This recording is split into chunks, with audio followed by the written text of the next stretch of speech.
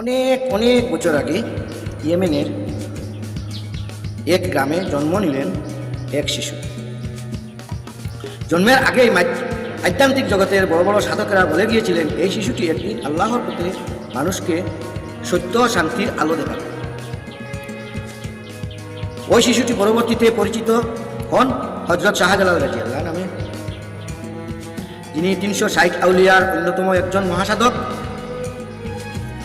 আজ আমি তার জীবন থেকে সেই সত্যিকারের গল্পটাই আপনাদের বলব। শাহজালাল রাদিয়াল্লাহু ছোটবেলা থেকেই ছিলেন ভিন্ন রকম। মাত্র 7 বছর বয়সে তিনি পুরো কুরআন মুখস্থ করেন। তিনি খেলাধুলা পছন্দ করতেন না, বরং দিনের পর দিন ধর্মীয় শিক্ষায় ডুবে থাকতেন।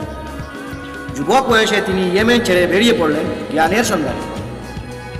কখনো পারস্য, কখনো খুরাসান, কখনো তুর্কিস্তান তিনি ঘুরে বেড়ালেন আল্লাহর পথে। তিনি ছিলেন তাসাউফের এক নিবেদিত প্রাণ ছাত্র। দীর্ঘ সাধনার পর তার পীর তাকে বলেন, জালাল, তুমি ভারত উপমহাদেশে, ওখানে মানুষ সত্যিকারের ইসলামের আলো পাবে তোমার মাধ্যমে। বন্ধুগণ, ভাবুন তো, তখনকার দিনে এত দূরে যাত্রা মানে কেবল আল্লাহর প্রেম আর মানুষের কল্যাণের জন্যই সম্ভব।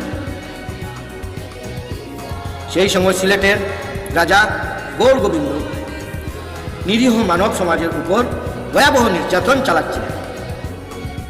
মুসলিম শিশুর কানে আজান দেওয়ার কারণে তার বাবার হাত কেটে ফেলা হয়েছে। শাহজালাল রাদিয়াল্লাহু খবরটি শুনে বলেছিলেন, যেখানে মানুষ ধর্ম পালনের স্বাধীনতা পায় না সেখানে নীরব থাকা উচিত।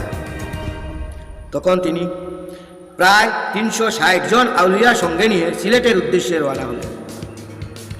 সেখানে যোগ দিলেন মুসলিম সেনাপতি সিকান্দার খান গাজীর সঙ্গে। 1303 খ্রিস্টাব্দে ভয়াবহ যুদ্ধ শুরু হল। শাহজালাল রাদিয়াল্লাহু ও তার সঙ্গীরা শুধু তলোয়ারই চালালেন না, তাদের আধ্যাত্মিক শক্তি ও ইমানের দৃঢ়তা জোয়ার জন্য সৈন্যদের জয়ী হতে সাহস দিল। শেষ পর্যন্ত গৌর গোবিন্দ পালিয়ে গেল আর সিলেট ইসলাম চর্চার স্বাধীনতা ফিরিয়ে পেল। বন্ধুগণ, এই বিজয় ছিল কেবল একটি যুদ্ধের জয় নয়, এইটি ছিল মানবতার জয়। যুদ্ধের পর যদি শাহজালাল চাইতেন সহজেই রাজা হতে পারতেন,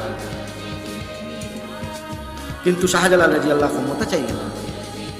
তিনি সিলেট শহরে একটি শান্ত জায়গায় বসবাস শুরু করেন।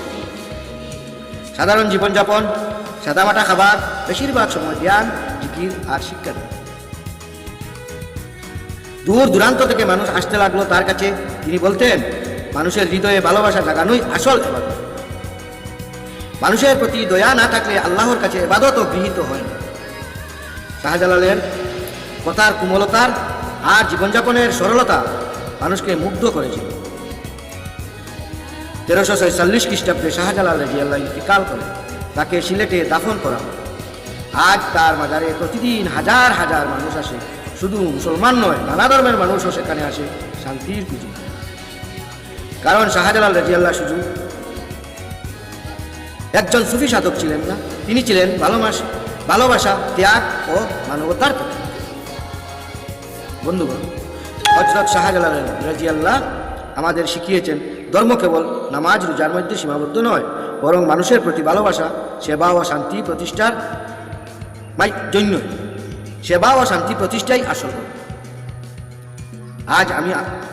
আজ যদি আমরা তার এই শিক্ষা নিজেদের জীবনে ধারণ করতে পারি, তাহলে হবে তার প্রকৃত অনুসরণ। আজকে এখানে শাহজালাল রাদিয়াল্লাহু জীবন সমাপ্ত করলাম।